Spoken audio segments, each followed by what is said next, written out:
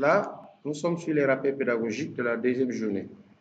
Et l'agenda que nous avons proposé, c'est donc les rappels pédagogiques, l'évaluation de la journée 1, les solutions proposées pour travail à faire, brise café, pour la demi-matinée.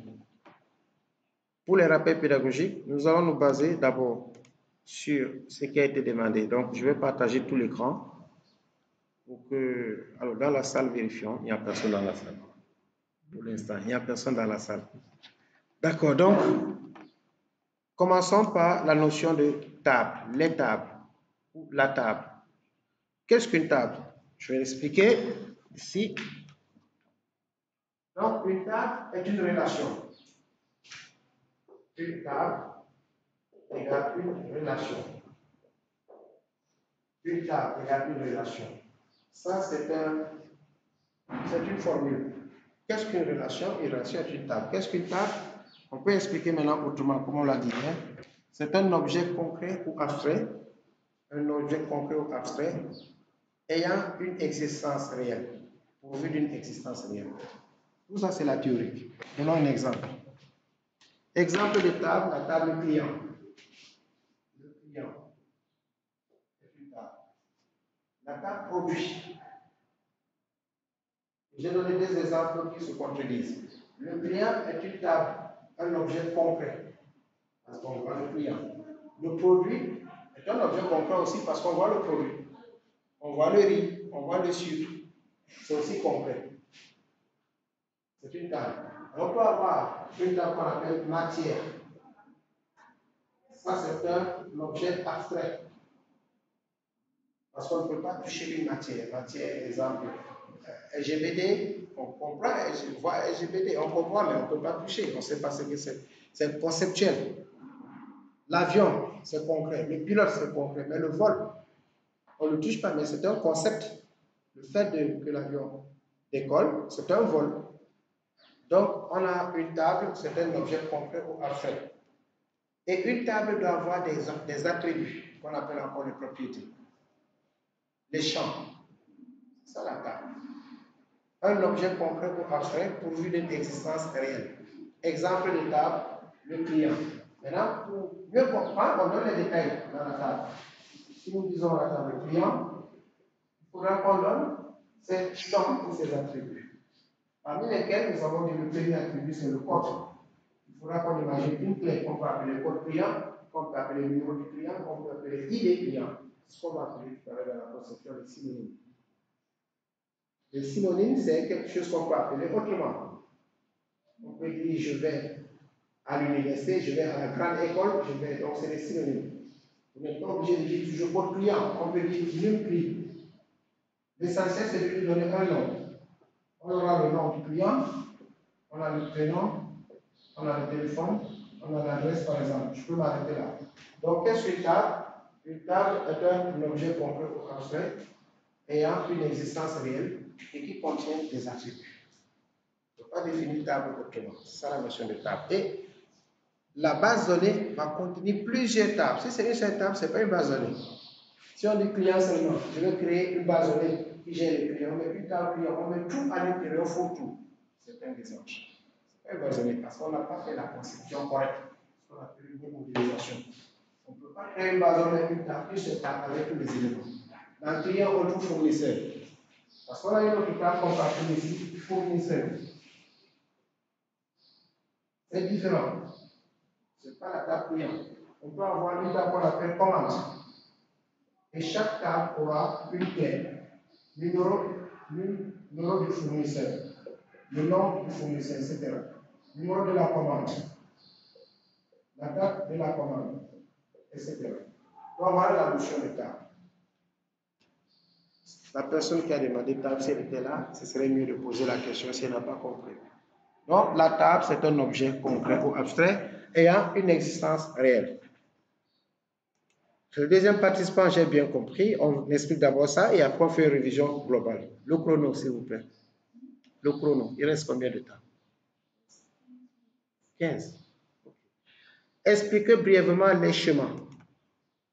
Alors, je ne suis pas dans la tête de cette personne qui explique brièvement les chemins. Alors, on a vu trois niveaux. Le niveau conceptuel, c'est passé, la personne parle de schéma. Le niveau conceptuel, ici c'est le niveau. Ici, on a dit que chaque niveau, il y a le résultat du niveau, ici c'est le schéma. Il y a le niveau conceptuel qui donne le schéma conceptuel, c'est le même nom. Et ici, nous avons dit, il y a combien de schémas conceptuels?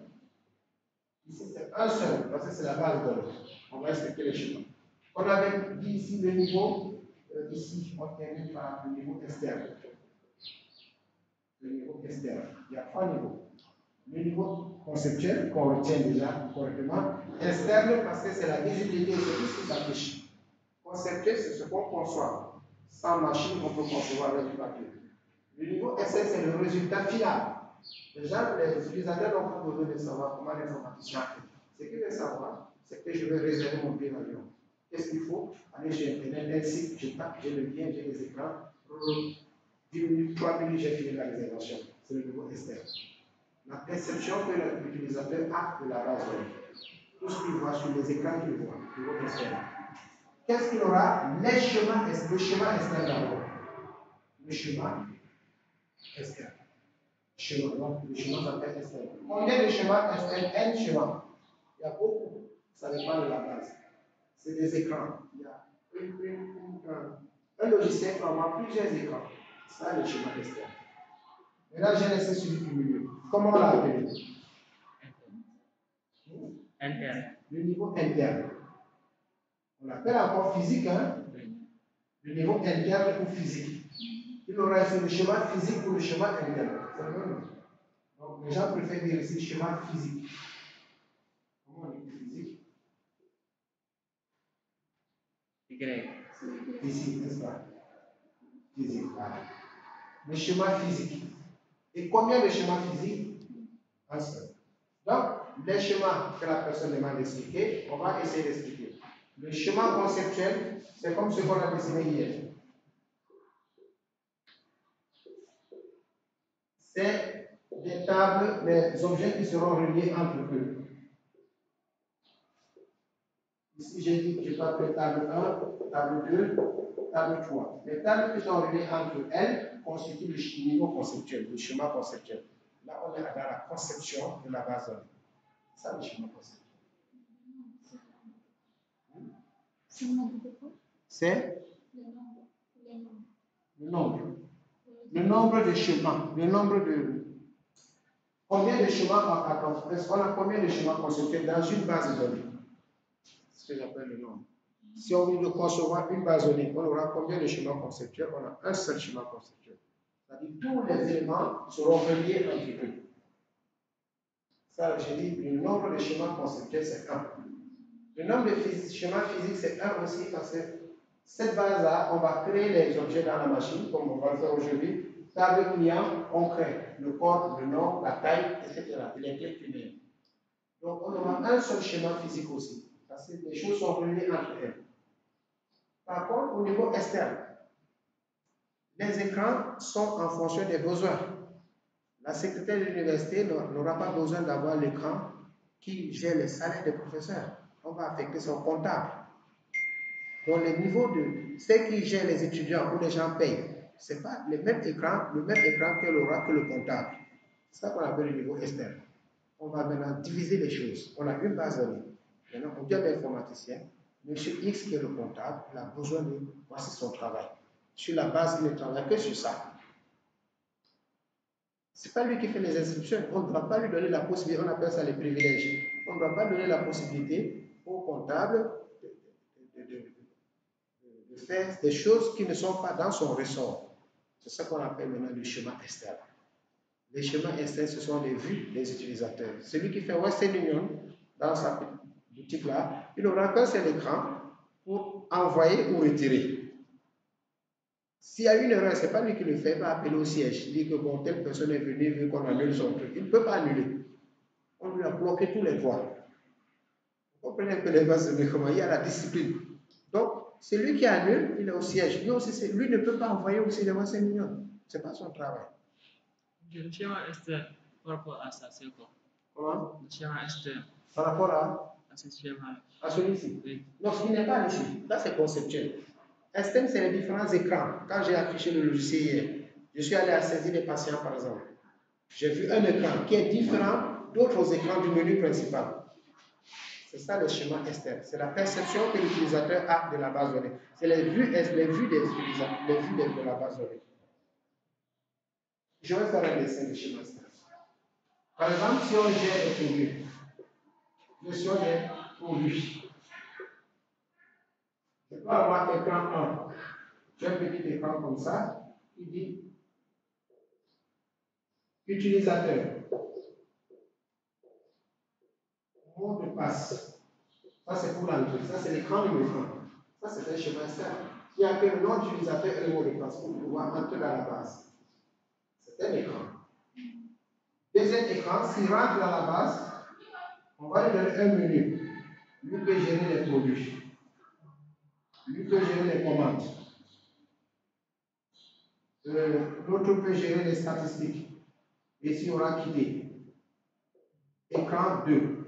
Ça, c'est un schéma externe aussi. C'est des écrans qui ne sont pas toujours les mêmes. Alors que tous ceux-ci vont puiser, toutes les variables qui sont ici sont dans le schéma conceptuel. C'est lui le patron. Ça, on peut supprimer, on le refait à tout moment. Vous supprimez l'élément là-bas, toute la base est possible. C'est la vie finie, quoi. Quoi? C'est la vie finie. Oui, là. C'est ce qu'on perçoit après avoir fait la base. C'est ce que j'ai dit. Ça, c'est la perception que l'utilisateur a de la base. Il voit des couleurs, des choses. Là-bas, il n'y a pas de couleurs. On conçoit tout, mais ici, il y aura le gras, l'italique, vous voyez comment c'est beau, les gens arrangent. Donc, on a plusieurs écrans, on n'a pas qu'un seul écran, alors que là, on a plusieurs bases.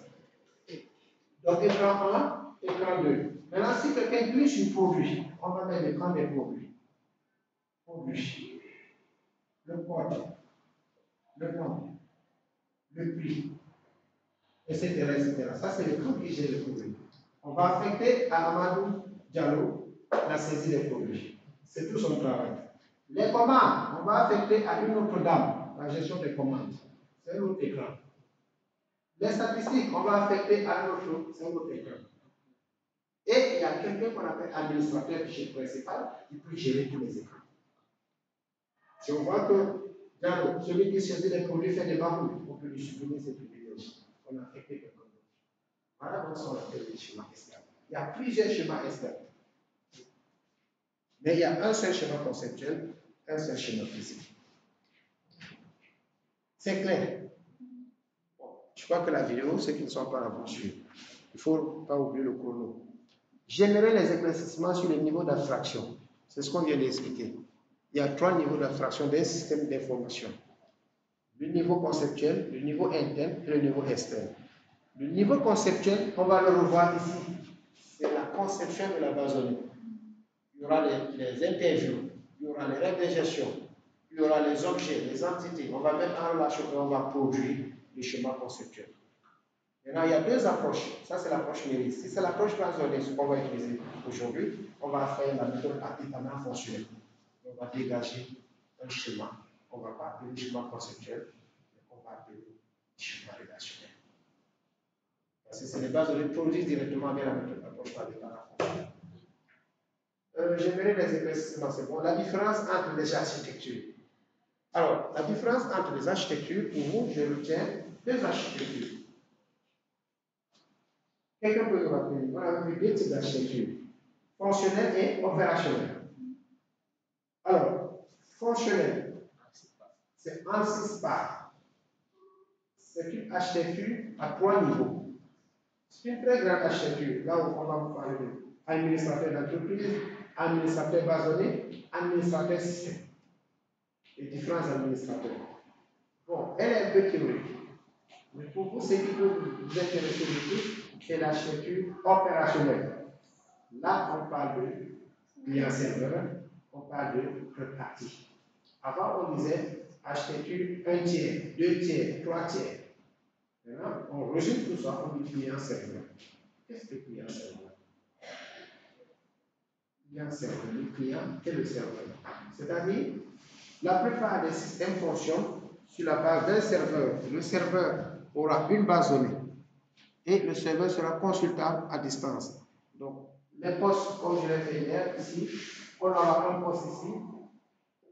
On va appeler le client. C'est un terminal intelligent qui va aller ici et là, c'est le serveur. On a ici une base de données. On a ici des postes, des trucs comme ça. Et il y aura donc le transfert de requêtes aller-retour. Le client va émettre par HTTP une requête au serveur. Le serveur va étudier la requête et va envoyer la réponse au client. Ça veut dire qu'on est en réseau. Et c'est des nouvelles bases de données qui sont sollicitées. Parce que si c'est monoposte, les mises à jour ne sont pas automatiques parce qu'on peut avoir une base qui est utilisée par un comptable, par le directeur général, par la secrétaire, par l'assistance. Chacun aura juste une interface comme s'il est dans la base et dans sa machine. Mais la base n'est pas dans sa machine. La base est dans le serveur. D'où l'architecture client-serveur est l'architecture la plus sollicitée. Maintenant, son grand frère, c'est les architectures réparties sur de grands sites d'information. Et là, vous le ferez sur fédéralement en licence ou en master. Deuxième année, on vous délimite au niveau de l'architecture client-serveur. Vous allez faire, ceux qui optent pour, donc vous allez réaliser les l'école. Mais ceux qui sont là, qui font système d'information, il faut qu'ils expliquent dans quelle plateforme ils vont développer client ou serveur. Au autre cours là, on va développer à client seulement. Soit MySQL, soit Access, ou PostgreSQL. C'est les trois que je peux vous proposer en tête. Voilà un peu la révision. Il nous reste combien de minutes pour la révision? 4 minutes. D'accord. Pour les 4 minutes, on fait les généralités sur le reste et je donne la parole à quelqu'un pour nous faire une révision des 4 minutes. Les autres choses qu'on n'a pas parlé aujourd'hui et dont on a fait bien. Je vous écoute. J'interroge M. Koné. Oui. M. Koné, vous avez les 3 minutes pour terminer la révision, s'il vous plaît. Les parties qu'on n'a pas vues. J'ai tout dit? Bon, on donne la parole à cette dame-là.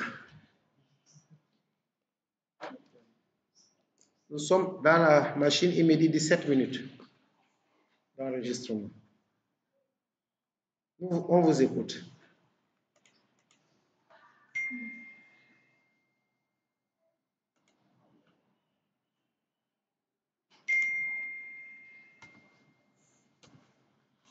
La salle est restée non animée et il a dû sortir. On a tout dit? Oui. Les fonctions de SGBD, d'accord. Effectivement. Alors, pour les fonctions de SGBD, on a donné une liste de fonctions. Alors, l'une des fonctions, on a dit intégrité des données et cohérence des données. Oui. On a parlé d'intégrité, de cohérence. J'explique ces deux fonctions. Qu'est-ce que l'intégrité? Qu'est-ce que la cohérence des données? Bon, l'intégrité des données, la cohérence des données. Alors, pour que les données soient cohérentes, il faut qu'elles soient d'abord, il faut qu'on applique l'intégrité. Donc, avec ces deux fonctions, il faudra bien comprendre ici, l'intégrité et la cohérence. Alors, ici, je vais donner un exemple pour comprendre l'objectif de cohérence des données. Disons, prenons la table étudiant. Si nous disons que l'étudiant, dans la table étudiant,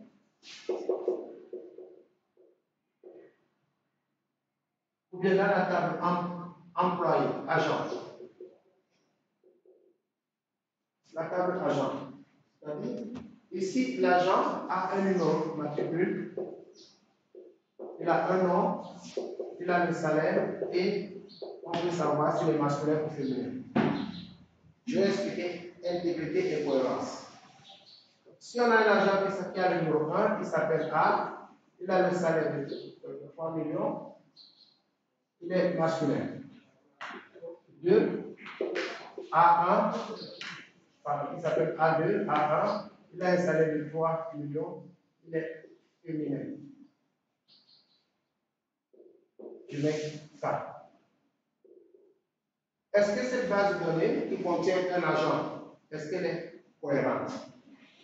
La question que je me pose, est-ce que cette base est cohérente? Voici une base de données qui contient un seul cas, agent, numéro agent, le nom, le salaire et le sexe. Est-ce que la base est cohérente? Oui. Oui. Oui. Est-ce que la base est cohérente?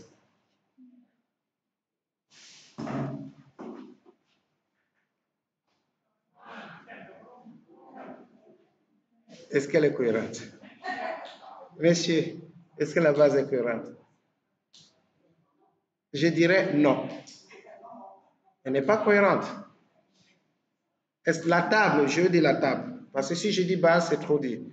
La table agent qui se trouve dans la base de données gestion des employés, est-ce qu'elle est cohérente? Non. Je vais expliquer la cohérence des données. Elle n'est pas cohérente. Pourquoi? Parce qu'il n'y a pas de contrainte d'intégrité. Et c'est dans la pratique qu'on va mieux le comprendre. Regardez au niveau du numéro, c'est bon. 1, 2. Au niveau du nom, A1, A2, c'est des noms différents. Au niveau du salaire, j'ai mis 3 et 3. Deux personnes peuvent avoir le même salaire. Mais au niveau du sexe, j'ai mis M et K. Ah, ça, c'est pas. Regarde bien ce qui est écrit l'autre. Non, moi, je croyais que c'est F. Toi aussi, tu croyais que c'est F. Hein, toi, tu as vu quoi? Voilà. Moi, j'ai aussi dit que cela vous avez mal écrit. Comment je vais mal écrire, toi aussi? C'est justement, c'est pour ça que je veux vous montrer la cohérence. Donc, il n'y a pas de cohérence. Qu'est-ce que la cohérence? Lorsque les données obéissent à un même domaine de définition. MF, toute la colonne n'aura que MF. Si on trouve un Z, il y a un problème. Et s'il y a ce problème, c'est parce qu'on n'a pas mis une règle qui règle ce problème dès le départ. S'il n'y a pas un vigile ici à la porte, si on dit tenue correcte exigée, il n'y a pas de vigile, quelqu'un peut venir avec sa culotte et rentrer. Il n'y aura pas d'intégrité. Mais si le vigile reste, c'est le policier. Si le vigile, c'est comme le policier qui est au feu tricolore. Tant qu'il est là, les voitures sont en ordre. Ils respectent le feu. Donc si le vigile est là à l'entrée, on dit tenue correcte exigée. Celui qui a sa culotte là, il ne pourra même pas entrer. Celui qui a ses sandales simples là, il ne pourra pas entrer. Donc, ici, il fallait qu'on mette une contrainte, une règle au niveau du sexe en lui disant sexe autorisé égale M ou F, masculin ou féminin. C'est ça la cohérence et l'intégrité. Donc, l'intégrité, c'est une règle qu'on va appliquer ici. On va dire sexe égale M ou F. Ça, c'est l'intégrité. Une contrainte d'intégrité, c'est une règle qu'on applique pour que la donnée soit cohérente. Et la cohérence, c'est la conséquence de l'intégrité. Et qu'on place la contrainte d'intégrité. Si tu mets K ici, la machine, tu valides. Tout à l'heure, on va faire ça en pratique. Et tu dis, attention, cette valeur ne correspond pas à cette page. Voilà les deux objectifs que j'ai expliqués. Et je vous ai dit de faire des recherches sur Georges Gallagher pour le test. Chaque objectif, vous devez le comprendre. Maintenant, l'intégrité, comme je l'ai dit, c'est une règle. Le résultat de la règle s'appelle la cohérence. Cohérence. Vous pouvez écrire cohérence égale la conséquence de l'intégrité. Ou bien le résultat de l'intégrité. Donc, quand il y a une intégrité, il y a la cohérence. Autrement dit, voici la bonne phrase. La cohérence entraîne l'intégrité. Voilà la conclusion. Si on dit comparer cohérence à intégrité donnée, la conclusion c'est l'intégrité entraîne, non, c'est l'intégrité. L'intégrité entraîne la cohérence. Parce que s'il y a intégrité, il y a cohérence, c'est par force. Donc, conclusion pour les deux notions que je viens d'expliquer, l'intégrité entraîne la cohérence. L'intégrité entraîne la cohérence. L'intégrité entraîne la cohérence des données. Voilà les deux. J'explique un deuxième. Le reste, c'est à vous de pouvoir l'expliquer. Donc, ici, désormais, si j'avais appliqué la condition, je n'aurais pas de cas, j'aurais toujours des choses ici, MF, etc. On peut aussi dire au niveau du salaire, en disant que dans cette société, le salaire minimum, c'est 50 000. Le salaire maximal, c'est 1 million, par exemple. Si on trouve un salaire de 20 000, ça veut dire que quelqu'un n'a pas mis la règle. Si on trouve un salaire de 2 millions, alors qu'on a dit que c'est 50 000 à 1 million, il y a un problème. C'est une base donnée à soi. Et c'est ça qu'il faut éviter de concevoir tout à l'heure. Il faut concevoir des bases qui vont respecter la contrainte, l'intégrité et la cohérence. Venir ici trouver des gens, le sexe n'est pas renseigné. Qu'est-ce qu'on aura en statistique? On aura 10% de vide, ce qu'on appelle missing data, les données non représentables. Il faudra éviter ces choses-là. Ouvrir la base, étudiant, on ne voit pas une classe. Étudiant, on ne voit pas l'âge. C'est des données non représentables. Donc, on va voir d'autres contraintes en pratique qu'on appelle champ obligatoire. Une valeur requise pour ce champ, c'est une contrainte. Si on met la contrainte, on a la conséquence, l'intégrité sera là, tous les champs auront des valeurs. Donc, c'est un avantage à ne pas négliger. En théorie, on est pris, mais il faut le comprendre dans la pratique. Intégrité et cohérence font partie des avantages d'un RGPD que vous allez gérer sans écrire des programmes. Voilà pourquoi on a dit utilisation par des non-informaticiens. La machine doit le faire en quelques secondes. C'est les deux que je pouvais expliquer. Maintenant, je vais expliquer peut-être sécurité des données. La sécurité des données. La sécurité on peut se mesurer à plusieurs niveaux.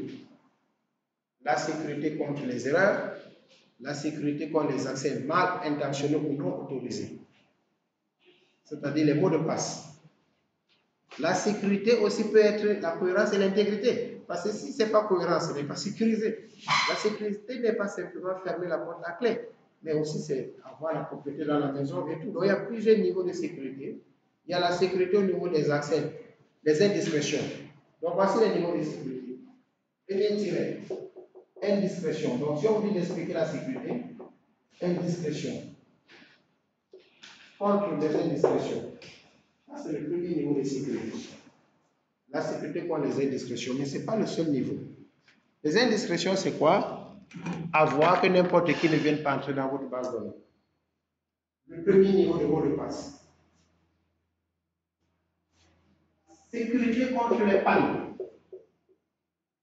Panne matérielle ou logicielle. C'est une sécurité. Donc, on vous expliquer l'objectif de sécurité dans une base de données, mais vous limitez pour les gens se limitent, il faut les mots de passe. Les mots de passe, c'est simplement des indiscrétions. Dans les indiscrétions, on a un mot de passe, on a des privilèges d'accès, etc. C'est les mots de passe, privilèges d'accès, c'est-à-dire j'entre dans la base, mais il y a des parties où je ne peux pas, je ne suis pas autorisé. Ce n'est pas uniquement des mots de passe simplement. Tout le monde peut entrer dans la base par un mot de passe. Mais quand tu es dans la base, il y a des parties privées. À la gestion des ressources humaines, il n'y a que le DRH et son assistant qui vont voir les salaires. Les secrétaires ont la base donnée, mais ils ne savent pas comment voir les salaires. Ils ne peuvent pas voir les salaires parce qu'ils n'ont pas d'utilisation pour ça. C'est des vues. C'est une vue spéciale où il n'y a que le DRH et le champ de formation qui ont accès. Donc, comme je vous ai dit, une base à plusieurs vues. Mais c'est la base donnée de la société. Donc, sécurité contre les indiscrétions, sécurité contre les pannes logicielles ou matérielles. Donc, vous installez la base, la sécurité n'est pas ici. Il faut maintenant veiller à ce que la base ne tombe pas facilement en panne. Ce n'est pas les mots de passe, c'est au niveau de la base qu'il faut mettre les logs et toutes les procédures pour que la base soit pérenne. Sécurité contre les pannes. Il y a ce qu'on appelle la panne à chaud, il y a les pannes à chaud, il y a les pannes à froid. Ah. Ça aussi. Si vous lisez, je vais vous expliquer. Démarrage à froid, démarrage à chaud. Il y a les pannes catastrophiques. La reprise au point de contrôle. Donc, sécurité contre les pannes, il faut prévoir des solutions dégradées. Par exemple, il y a coupure de courant. Vous avez une base. Il faut donner des conseils à la société d'acheter des groupes électrogènes pour connecter. Dès qu'il y a coupure, ça ne se sent pas. Millisecondes, la base a repris. Les banques font ça. Ce qu'on appelle la reprise au point de contrôle. Ça fait partie de la sécurité. Donc, quand je les panne, ici je dis reprise au point de contrôle. En cas de panne, automatiquement, si c'est une panne d'électricité, que la machine, que le logiciel ne souffre d'aucun problème. Et la personne ayant des solutions dégradées un groupe, automatiquement, on va mettre en place un système d'analogie qui récupère le courant du groupe et il marche. Ou alors, lorsque vous êtes en train de saisir un étudiant, en voulant valider, il a coupé le courant. Lorsque le courant revient dans 10 minutes, la machine va vous positionner ce que je dis, reprise au point de contrôle. Là, vous avez écrit, vous voulez écrire Jean, vous avez écrit JE. Dès que le courant revient, même dans 2 jours, il faut que la machine, dès que vous l'allumez, vous ouvrez la base, la machine se positionne dans JE. Parce qu'elle est automatique, c'est ce qu'on appelle. Je pense qu'on va prendre ça avec votre niveau. Le triggers, les déclencheurs en français. C'est ce qui est dans le distributeur. Quand vous voulez composer, vous allez un peu plus de quoi. Ce qu'on appelle la fibre nerveuse. Ou il vous paye, ou le déclencheur pas dans le monde. Et que vous validez comme ça, il y a un peu plus de quoi. C'est ce qu'on appelle les transactions. Soit la transaction est totale, soit elle n'est pas. On a déjà programmé ça dans l'épisode. Donc, j'ai expliqué la sécurité, je résume. Sécurité contre les indiscrétions, les mots de passe, les privés d'accès. Sécurité contre les pannes, panne à chaud, panne à froid. Sécurité pour la reprise au point de contrôle. Sécurité pour la cohérence et intégrité de données. Cohérence et intégrité de données, ça fait partie de la sécurité aussi. Parce que quand les données sont cohérentes et intègres, on a une sécurité de données. Voilà les 3 éléments, 3 objectifs que j'ai dictés aujourd'hui et je vous fais confiance de faire des recherches sur les autres objectifs. Chaque objectif doit être expliqué et compris comme je viens de le faire. La révision est terminée. On va souffler 5 minutes. On va enregistrer aussi ce cours de 31 minutes. Merci.